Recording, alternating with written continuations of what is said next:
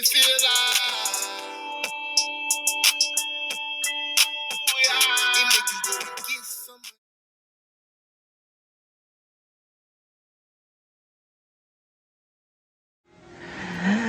How could you ask me that question? I just want to know. I want to know. I'm a gentleman. You're a gentleman. I'm a gentleman. So I'm a gentleman.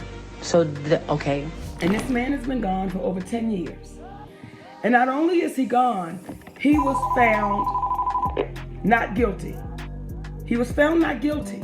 But for me, this moment transcends Michael Jackson. It is much bigger than any one person. Oprah Winfrey is making the news rounds again as Monique reveals new evidence proving Oprah exploited the king of pop, Michael Jackson, and his family for ratings. Monique has been on Oprah's neck for years now because she believes Oprah has a pattern of befriending people and then taking advantage of them. Monique was particularly pissed off at Oprah trying to tarnish Michael Jackson's name over SA allegations that the court has dismissed over and over again. Not only that, but Oprah also invited MJ's family, including his children, to her show to exploit them. But Monique is not the only one who shares this opinion of Oprah, and several other actors and entertainers have called Oprah out for disrespecting Michael Jackson for her show. Now, what did Oprah really do to be receiving all this smoke? Did she really exploit Michael Jackson and his family? Let's get into it. Why, when your mother asked you in the first trial, why did you do the same thing that Anthony did and so many other people have done? Why did you deny it? Because that felt like a great opportunity to say, well, yeah, some of the same things have happened to me. I did not testify out of thinking I was doing something good or knowing that what he did was bad. I was afraid of being caught. In August of last year, a California appeals court revived lawsuits against Michael Jackson's estate from Wade Robson and James Safechuck, subjects of the controversial documentary Leaving Neverland, which sought to expose their alleged SA by Michael Jackson. This was the second time the lawsuits were being brought back after being previously dismissed by the courts. The lawsuits claim that Robson met MJ when he was 5 years old, and MJ essayed him over 7 years, while Robson appeared in 3 of his music videos. As for Safechuck, the lawsuits claimed he met MJ when he was 9 while filming a Pepsi commercial, and that MJ would lavish him with gifts before essaying him multiple times. An attorney for the King of Pop's estate maintained his innocence, saying, "We remain fully confident that Michael is innocent of these allegations, which are contrary to all credible evidence and independent corroboration, and which were only first made years after Michael's death by men motivated solely by money." This is where Monique comes in. According to Monique, the only reason why Robson and Safechuck felt confident enough to pursue lawsuits against MJ, even after being rejected by the courts many times, is that Oprah legitimized their claims by giving them a platform. For context, in 2019, Oprah hosted a show titled Oprah Winfrey Presents After Neverland, where Robson, Safechuck, and the director of Leaving Neverland discussed the impacts of SA on survivors. This show sparked controversy around Oprah, as many people believed she was disrespecting MJ by entertaining people who were obviously only after money. The thing is, Robson has previously changed his story several times on top of the court, having dismissed his case twice. Also, Robson and Safechuck previously testified under oath that the SA never happened. Then there's the fact that the FBI investigated MJ for over a decade, but had to drop the case because they couldn't find a shred of evidence backing the accusations. In a podcast episode with Monique and her husband, Monique called out Oprah, saying that Oprah was wrong to be platforming MJ's accusers because he has been dead for years and can't defend himself. She added that not only was MJ found not guilty, the authorities investigated him for years. For me to watch that, and this man has been gone for over 10 years, and not only is he gone, he was found not guilty. He was found not guilty. And in my humble opinion, when you have a black man that is brought up on charges for sexually molesting children and white children, it was almost a feeling of, we're gonna get him. And when they came back and said, y'all, there's no proof, there's no evidence that this man did anything to anyone. We have got to throw this out of here. Then when the guy goes back in 2014 to try to do a lawsuit, they say, listen, we got to throw this out of here. So here's a man that was found not guilty in the eyes of the law. In the eyes of the law. And you wait for 10 years after this man is deceased to now do an interview with people that said they lied. Take some calls, baby. Let's let the folks tell us what they. And according to Monique, when the feds investigate a black man as they did to MJ, they try their best to find him guilty of something. So for them to investigate him for 10 years and not find anything to pin on him, there really wasn't anything to find. Other celebrities have also come to MJ's defense, including Corey Feldman and Aaron Carter, who knew MJ as kids. Corey called the documentary one-sided, which is interesting because Corey is one of the most vocal celebrities regarding outing predators in Hollywood. The late Aaron Carter also said MJ's accusers were full of crap, which is also interesting because he previously called out his own sister for essaying him. It just seems like these people would be more sympathetic to essay victims, being survivors themselves. So saying they didn't believe MJ's accusers probably means there wasn't any substance to it. Similarly, Home Alone star Macaulay Culkin, who also knew MJ since he was a kid, said he never saw him do anything inappropriate, pointing out that if something happened, he would be the first to expose it. He said, "I'd have no reason to hold anything back, and if I had something to speak up about, I would totally do it. But no, I never saw anything. He never did anything." Then there was Michael's biographer, Mike Smallcombs, who pointed out many inconsistencies in the documentary. For example, Safechuck claimed Mikhail essayed him at age 10 in Neverland's train station between 1988 and 1992. However, the train station was built in 1994 when Safechuck was 16. Bill Whitfield, MJ's former head of security, also questioned Robson and Safechuck's allegations, saying he knew they weren't speaking the truth because some of the dates they mentioned just didn't add up. But Oprah completely ignored all these inaccuracies and endorsed a documentary that she didn't take the time to fact check. What shocked fans the most about Oprah's actions was that people believed Oprah owed the initial success of her career to MJ because it was MJ who put Oprah's talk show on the map. For context, MJ reached out to Oprah in 1993 for an interview because he wanted to finally let people in and clear up rumors surrounding his skin complexion, career, and romantic life. When Oprah received the invite, she was shocked and starstruck because the Michael Jackson wanted to do an interview with her. Meanwhile, the reason why MJ chose Oprah was that they both shared relationships with Quincy Jones and Elizabeth Taylor. So MJ felt like if there were anyone who would understand his position, it would be her. On February 10th, 1993, Oprah and her crew went to MJ's Neverland Ranch for the interview. And Oprah would later recall feeling as excited as a child. They discussed many things, including MJ's tough childhood, plastic surgeries, rumors about him sleeping in a hyperbaric chamber, and life as an artist. Then we all know the viral part of the interview where Oprah got absurdly personal when asking MJ about his romantic life. Have you ever been in love? Yeah. With Brooke Shields? Yes, and another girl. And another girl? I'm going to ask you this, and it's embarrassing for me to ask you this, but I'm going to ask you anyway. Are you a virgin? How could you ask me that question? I just want to know. I want to know. I'm a gentleman. You're a gentleman. I'm a gentleman. So I'm a gentleman. So, okay, I would interpret that to mean that means that you believe that a lady is a lady, and therefore... That's something that's private. I mean, you know, shouldn't be spoken about openly. You can call me old-fashioned if you want, but, you know, to me that's very personal. So you're not going to answer it? I'm embarrassed.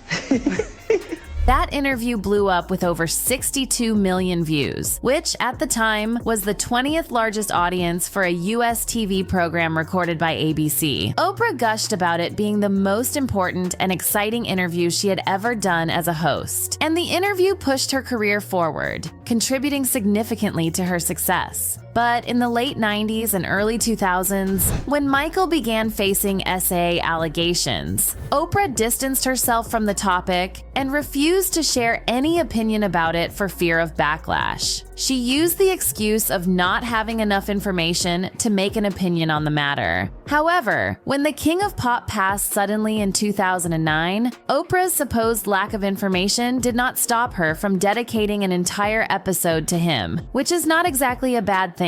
The weird part of all that was that, despite claiming she wasn't MJ's friend and she was only someone who had interviewed him, she used her proximity to him to gain access to his family. Knowing how much Michael Jackson tried to keep his children out of the spotlight, she still conducted their first ever interview for her show. Naturally, the interviews Oprah conducted with Michael Jackson's family got her ratings through the roof and made her even more popular among viewers. Then, to everyone's greatest surprise, Oprah switched sides by hosting After Neverland, a TV special starring James Safechuck, Wade Robson, and director Dan Reed from Leaving Neverland. Now, here's where it gets crazy. After hosting Michael Jackson's alleged victims, Oprah defended herself by saying that the moment transcends Michael Jackson and that she wanted to focus on the bigger picture of abuse in Hollywood and the seduction that goes into it. Again, her motives seem pure on the surface, but when you deep it, it looks like Oprah will do anything to get the juiciest story possible, because it's obvious that she has had multiple opportunities to take a stand against abusers in the industry, but refused to do so because the alleged abusers were her friends, or the story just didn't seem catchy enough. A good example is Oprah's friend, Harvey Weinstein, whom she refused to cut ties with even after the news of him being a predator broke.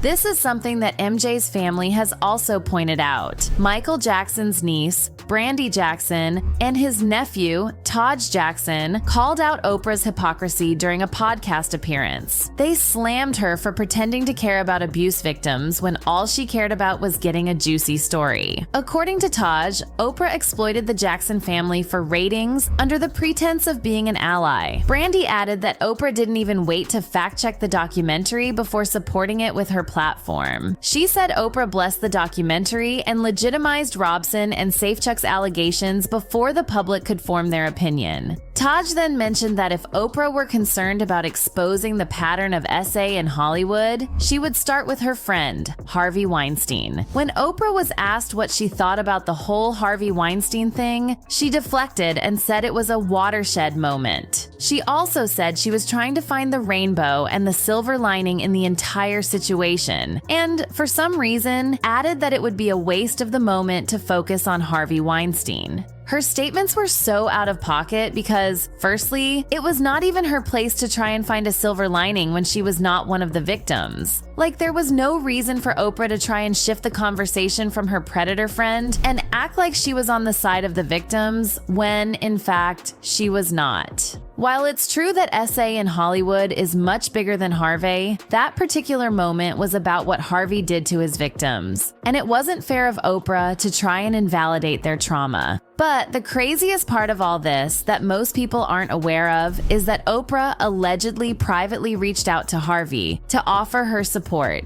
Sources close to Harvey reported that Oprah told him she would be there for him through it all and asked him to fight for himself. And even if she didn't actually say that, it's still weird that Oprah has never had any smoke for him, even though he allegedly essayed over 80 women. She has basically tried to maintain neutrality in the face of her friend, who is an accused serial assaulter while going after a black man who is not only dead but was also investigated for years and cleared of all the charges before his death. Oprah's lack of sensitivity to the situation made many celebrities come for her, including singer Seal, who dragged Oprah for ignoring rumors about Harvey Weinstein and still maintaining a relationship with him. In an Instagram post, Seal shared a shot of Oprah and Harvey in a meme that read, "When you have been part of the problem for decades, but suddenly they all think you are the solution." But he didn't stop there. Seal captioned the post, "Oh, I forgot. You'd heard the rumors, but you had no idea he was actually serially assaying young starry-eyed actresses who, in turn, had no idea what they were getting into.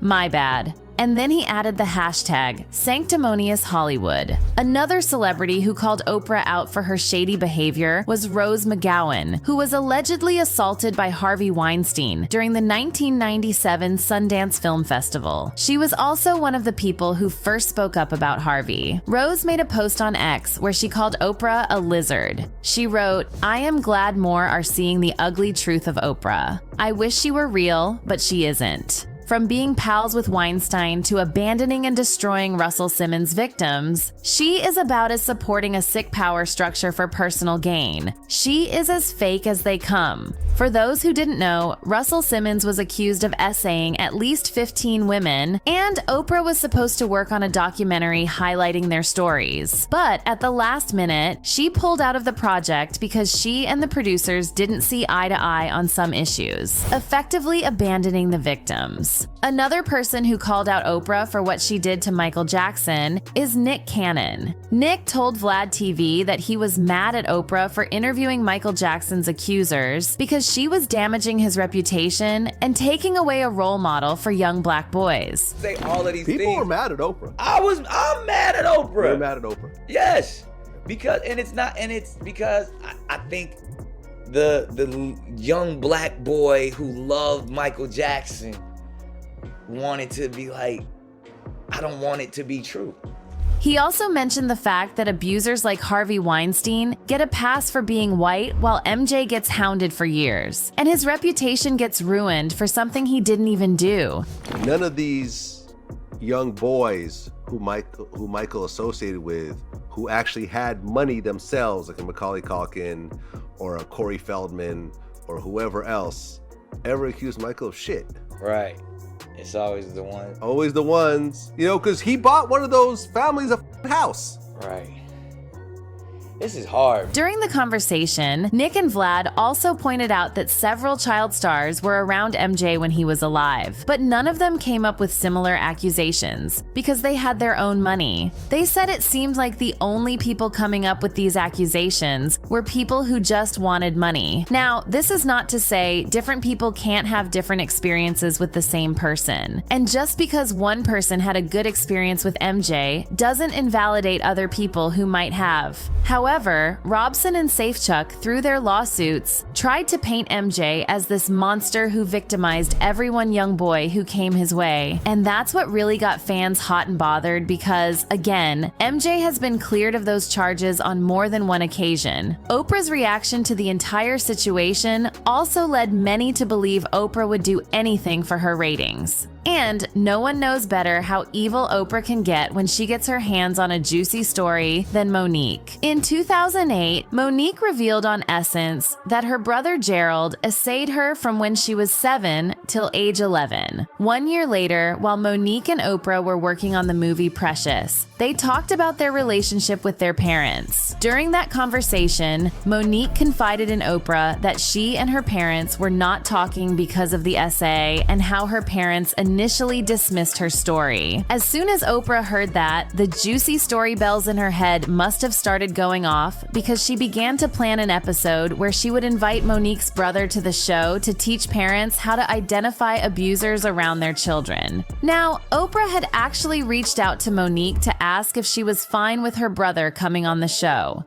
Monique said she was, but she wanted nothing to do with it or her brother. But what she didn't know was that Oprah had actually invited her entire family to the show. Monique said this completely blindsided her, and Oprah's inviting her parents deeply upset her. This was after Oprah tried to derail Monique's career because to go on an unpaid press tour for the movie Precious. Oprah allegedly started telling blogs that Monique was difficult to work with simply because Monique refused to play the game. This led to Monique's career derailing. Nobody wanted to work with her, and all her previous offers were pulled from the table. She never really recovered from that incident. And although she has moved on and found other ways to reinvent herself, Monique says she is still waiting on a public apology from Oprah. All this explains why Monique was so pressed about Oprah doing the same thing she did to her to another black entertainer. As far as Monique is concerned, Oprah disrespected Michael Jackson and the entire black community by entertaining accusers whose stories have been debunked and rejected by the authorities many times. And it seems like fans are siding with Monique on this one because one fan said, "I lost all respect for Oprah when she put out that unfounded hit piece on MJ. All lies and a quick money grab."